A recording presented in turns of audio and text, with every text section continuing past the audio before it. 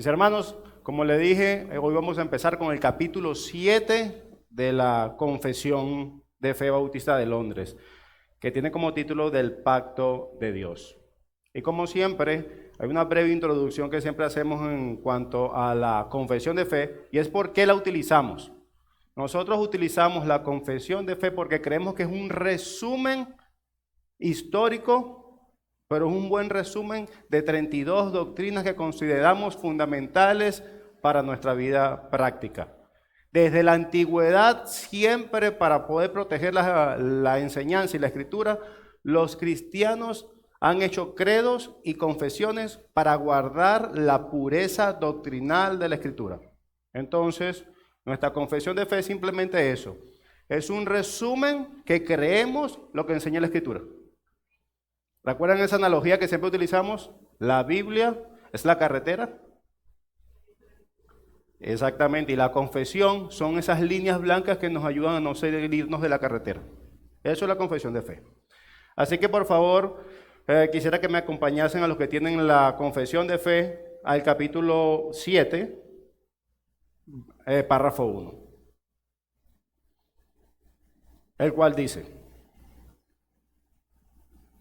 la distancia entre Dios y la criatura es tan grande que aunque las criaturas racionales le deben obediencia como su creador, aún así, estas nunca habrían podido alcanzar la recompensa de vida eterna, a no ser por alguna condescendencia voluntaria por parte de Dios, que a él le agradó expresar en forma de pacto. Ahora, ¿qué quiere decir este primer párrafo? Y es que Dios creó la humanidad, eso está claro, eso ya lo conocemos, lo hemos visto a través de todos los capítulos anteriores. Y la distancia entre Dios y su criatura es abismal, es gigantesca, obviamente. Él es Dios y nosotros aquí somos sus criaturas, las cuales Él mismo, por ser sus criaturas, no le debía ningún afecto. Él nos creó, pero no nos debía ninguna obligación de amor. Él nos creó. O en otras palabras, Dios creó a la humanidad y ellas, la humanidad, sus criaturas, le debían una obediencia absoluta, así ellas no ganaran nada por obedecerle. ¿Por qué? Porque Él las creó. Dios creó la humanidad y ellas, obedeciéndolo perfectamente a Él, no iban a ganar nada absolutamente. ¿Por qué? Porque Él las creó. Y si Dios demandara cualquier cosa de sus criaturas, la respuesta de ellas debe decir siempre, o debe ser siempre, un sí y amén. Estos son los mandamientos de Dios y sus criaturas deberían responder siempre sí y amén. ¿Por qué? Porque tú me creaste. ¿Sí vamos entendiendo? Dios creó a la humanidad y ellas tenían que responder con una obediencia absoluta. Siempre debería ser así. Y aunque obedecieran perfectamente, ellas nunca podrían haber sacado beneficio de esa obediencia. Y mucho menos podían haber ganarse la vida eterna, podían poder ganarse la vida eterna con su obediencia. Y algunos dirán, ya va, hermano, si las criaturas obedecen perfectamente, ¿no tendrían algún mérito delante de Dios para alcanzar vida eterna? Oye, ¿sabe? Están obedeciendo perfectamente. Bueno, Lucas 17:10 lo explica bien.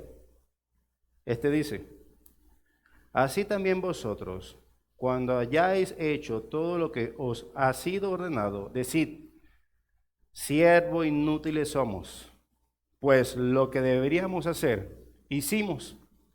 Ellos fueron creados, la humanidad fue creada para obedecer a Dios. Y tendrían que contestar igual como Lucas 17:10. Siervos inútiles somos, lo que debíamos hacer, hicimos. Entonces no existe un mérito salvífico por hacer lo correcto ante Dios. Perdón. No existe un mérito salvífico en hacer lo correcto ante Dios. Dios, por supuesto, no está obligado por la obediencia de sus criaturas darle la vida eterna a nadie. Él no va a decir, wow, mira Adán, qué bien te estás comportando, esto me obliga ahora a darte vida eterna. Eso no iba a pasar. Si Adán se comportaba perfectamente, él estaba obligado a hacerlo. ¿Por qué? Porque era su creación. La creación de Dios siempre debe hacer lo que Dios demanda. Pero, y aquí es donde entra ese pero amoroso. Dios, queriendo manifestar su amor, Él actúa en beneficio de sus criaturas. Lo que lo cambia todo. O en palabras del párrafo, Él tiene condescendencia con sus criaturas. Él tiene benevolencia con sus criaturas. Y esa palabra es, Él quiere mostrar beneficio, amor a sus criaturas. Y lo quiere hacer de una manera muy específica. Lo expresa, según el párrafo, en forma de pacto. Por su amor, Dios toma la libre decisión, sin coacción alguna, la libre decisión de hacer un juramento, de hacer un pacto con sus criaturas. ¿Y qué es un pacto? El teólogo John Murray lo explica de esta manera. El pacto simplemente es una promesa de fidelidad jurada. Ellos ven a las criaturas y como Dios en su amor se acercó a ellos y dice, mira, ¿sabes qué? Yo te quiero beneficiar. Tú no lo mereces. Yo te quiero beneficiar.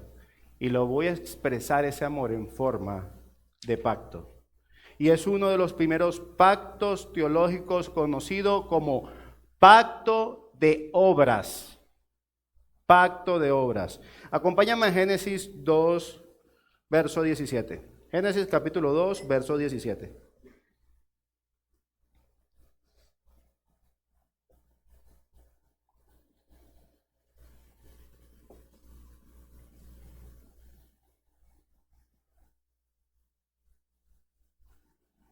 ¿Están allí? Esa es la palabra del Señor. Mas del árbol de la ciencia del bien y el mal no comerás, porque el día de que él comieres, ciertamente morirás. Hermanos, esto es una frase convertida en pacto, en juramento. Aquí en ese texto tenemos una promesa. Adán debía cumplir los mandamientos de Dios y era específicamente no comer del fruto del árbol del bien y el mal. Y recuerden, Adán era una criatura. Él no merecía absolutamente nada por obedecer a Dios. Pero Dios le da una promesa amorosa. Que si no comes de esta fruta, vivirás eternamente. Si comes, mueres. Si no comes, vivirás eternamente. Dios no está obligado a darle a una criatura obediente la vida eterna. Pero si Dios lo ofrece, eso es un acto de amor. Ellos, la criatura, su creación debería ser siempre absolutamente todo lo que Dios ha dicho. Pero Dios se acerca amorosamente. ¿Sabes qué? Yo te quiero beneficiar. Yo voy a hacer un pacto contigo. Ahora, si tú no comes de esta fruta, si tú te sometes a lo que te estoy diciendo, yo voluntariamente, amorosamente te voy a dar vida eterna. Esto es gracia. Esto es amor.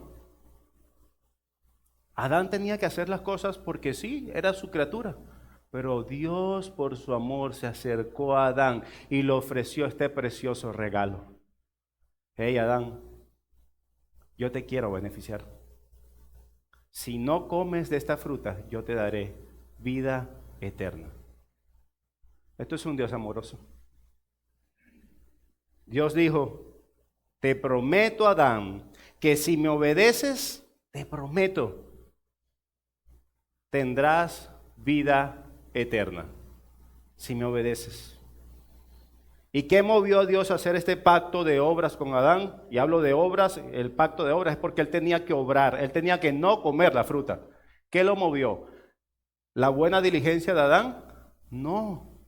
Lo movió su amor, su benevolencia, la benevolencia de Dios que expresa a través de este pacto. Es porque Dios una vez más dio el primer paso para con Adán.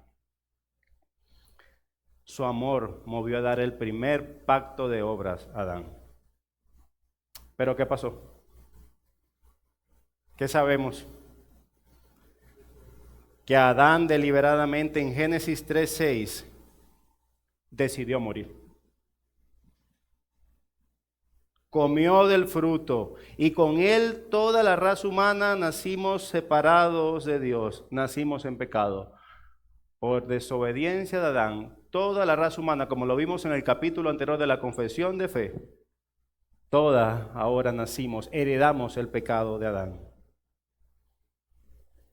Y al parecer, si dejamos la historia hasta aquí, la humanidad tiene un destino oscuro, ¿cierto? Nuestro mejor representante, porque Adán era el mejor representante que teníamos, nuestro mejor representante ha caído en pecado. Si dejáramos la historia hasta ahí, sería terrible para nosotros. Pero, una vez más, Dios no se detuvo allí.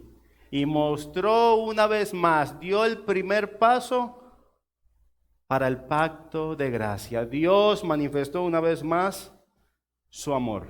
Párrafo 2, el cual dice: además, habiéndose el hombre acarreado la maldición de la ley por su caída, hablando de la caída de Adán, agradó al Señor hacer un pacto de gracia, en el que gratuitamente ofrece a los pecadores vida y salvación por Jesucristo, requiriéndole la fe en Él para que puedan ser salvos.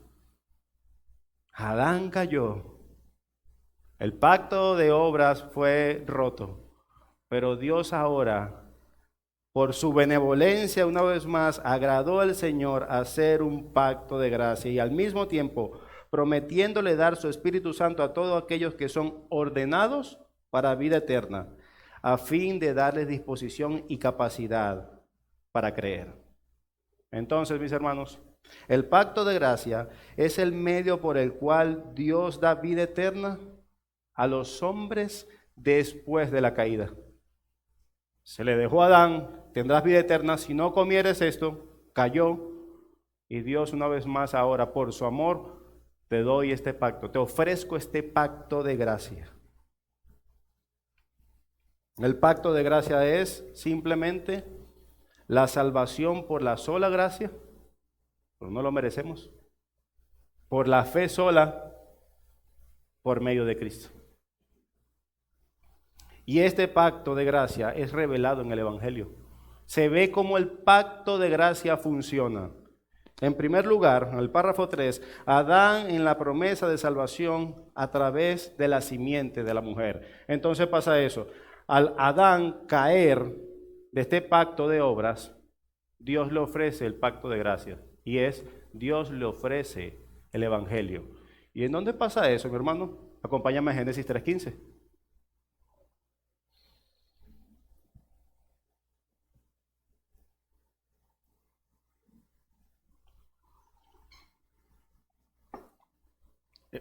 El contexto de la caída de Adán y Eva, luego de que ellos siguieron la voz de la serpiente y pecaron contra el Señor maldijo a la serpiente y declaró lo que se conoce en teología como el protoevangelio. Y a los que no conocen qué es eso, el protoevangelio es el evangelio en sí mismo, pero de una manera incipiente. Imagínense como una cámara que está desenfocada y está apuntando a un punto. El punto sigue estando ahí, pero está desenfocado. Y a través de todo el Antiguo Testamento y hasta el Nuevo, esa cámara se va enfocando. Hasta que vemos con claridad que ese Mesías prometido aquí, como vamos a ver, era el Señor Jesucristo. Y este mensaje va dirigido contra la serpiente, Génesis 3:15. Y dice: pondré enemistad entre tú y la mujer, y entre tu simiente y su simiente. Él te herirá en la cabeza y tú lo herirás en el calcañar o en el talón. Entonces, Dios prometió que Cristo, el descendiente de la mujer, acabaría con la serpiente, aunque primero debería ser herido.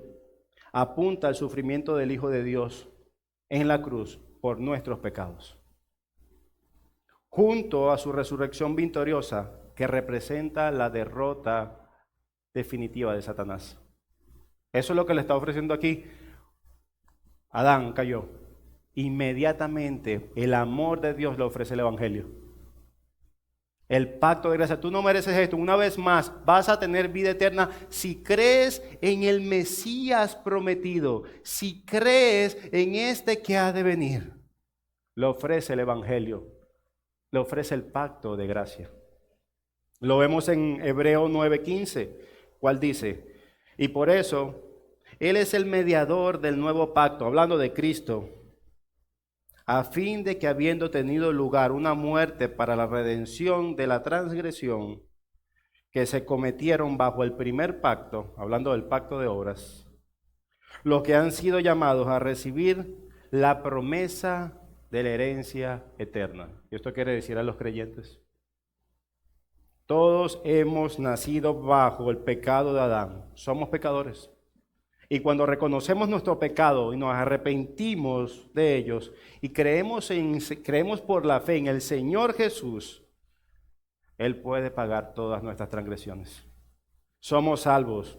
O en palabras del párrafo, cuando creemos en el Señor Jesucristo, hemos entrado en el pacto de gracia. En ese pacto inmerecido de gracia. Cuando creemos en el Señor Jesucristo, ahora nosotros hemos entrado bajo la cobertura del pacto de gracia y sus beneficios. ¿Y por qué es un pacto de gracia? Porque todos merecíamos ser condenados. Y Cristo voluntariamente se ofreció a pagar todos los pecados de sus elegidos. Esto es un pacto de gracia. ¿Quién aquí ha sido salvado por sus propios méritos? Nadie. Somos salvos por los méritos de Cristo. Y esto es gracia. Y esto es amor.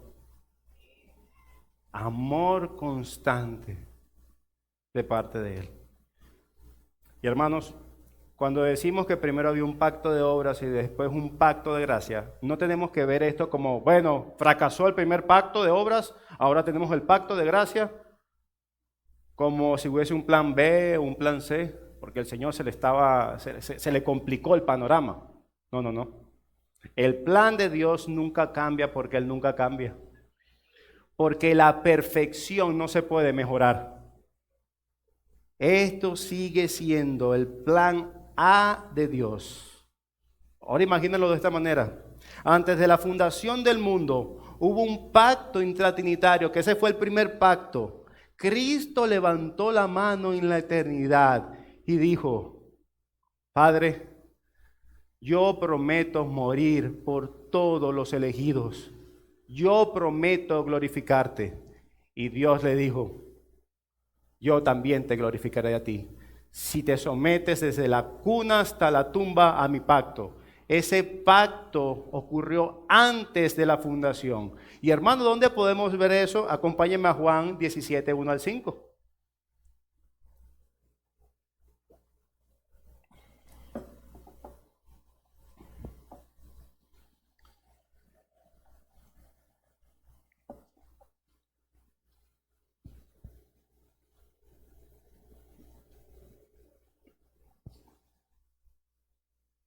¿Están allí? Miremos cómo se desarrolla el pacto aquí. El pacto intratrinitario, el pacto que hizo Dios Padre con Dios Hijo. Estas cosas habló Jesús levantando sus ojos al cielo y dijo, Padre, la hora ha llegado. Glorifica a tu Hijo para que también tu Hijo te glorifique a ti. Como me has dado potestad sobre toda carne, para que dé vida eterna a todo lo que me diste. Y esta es la vida eterna, que te conozcan a ti, el único verdadero, y a Jesucristo, a quien has enviado. Yo te he glorificado en la tierra. He acabado la obra que me diste. Ahora pues, Padre, glorifícame tú al lado tuyo con aquella gloria que tuve contigo antes del que el mundo fuese. ¿Cuándo se hizo esta promesa? Antes que el mundo fuese. Cristo había levantado su mano en la eternidad y había dicho, yo moriré por cada uno de los elegidos. Por eso es que esto no fue un plan B, un plan C. Este fue el plan de redención o el pacto de redención que Dios había concebido antes de la fundación del mundo. Dios nos conocía a cada uno de los creyentes antes de la creación. Y lo vemos aquí. La hora ha llegado. El plan se ha cumplido. Yo me he sometido. Yo he vivido perfectamente desde la cuna hasta la tumba. Glorifícame a mí, porque yo te glorificaré a ti. Glorifícame tú al lado tuyo con aquella gloria que tuve antes contigo. Este es el pacto de redención. Estaba en la mente de Dios antes de que el mundo fuese. ¿Tú te imaginas eso? Antes de que el mundo fuese creado, ya Dios te conocía. Antes de que el mundo fuese creado, Cristo te conocía. Antes de que el mundo fuese creado, Él intencionalmente levantó su mano y dijo, voy a morir por ti.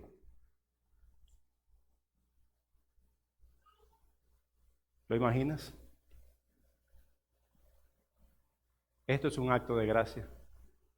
Y por eso es que vemos todo el panorama de la Escritura es gracia, gracia, gracia, gracia. ¿Adán merecía que Dios le otorgara vida eterna por su obediencia? No, pero otorgó gracia. ¿Nosotros merecemos ser creyentes por medio del sacrificio de Cristo? No, no somos merecedores de eso, pero aún así Dios lo hizo. Ese es el pacto de gracia. Y el pacto que está atrás de todo eso es el pacto intratrinitario, el pacto que hizo la Trinidad para salvarte a ti y a mí. Debido a que Dios honró el pacto eterno de redención, Cristo se convirtió en el heredero de las promesas de su Padre. Y debido a que este pacto nunca fue violado por Él, desde la cuna hasta la tumba, Él se sometió perfectamente a Dios. Nosotros, los que hemos creído en fe en Cristo, cosechamos sus beneficios como herederos de Dios y coherederos de Cristo. Mis hermanos, ese es el pacto de Dios. Eso es lo que se conoce como la teología del pacto. Y esto es profunda, esta teología del pacto. Cada vez que tú profundizas en estas verdades, te das cuenta de que eres inmerecido, de que todos los actos, de esa idea de que en el Antiguo Testamento Dios es un Dios de ira. Mira, Dios es un Dios de amor constantemente, constantemente. Y siempre se reveló en forma de misericordia. Así que, si hay alguien que no ha creído en el Señor Jesucristo, pues arrepiente de tus pecados y cree en el Señor Jesucristo y forma parte del pacto de gracia. Ven a Él, síguelo y ve la hermosura del pacto de gracia. Oremos. Señor, si hay algo que deja claro este párrafo de la confesión, este capítulo, es que no merecemos absolutamente nada, pero tú nos lo diste todo a través de Cristo. Oh Dios, gracias por tu misericordia para con nosotros. Gracias por ese amor que te movió a beneficiarnos sin nosotros merecerlo. Gracias. Así que Dios, ayúdanos a amarte más, porque ahora vemos con claridad que nosotros no merecíamos absolutamente nada de tu bondad, pero nos los diste en la mejor forma, en forma de cruz. Te damos gracias en nombre de Cristo Jesús. Amén.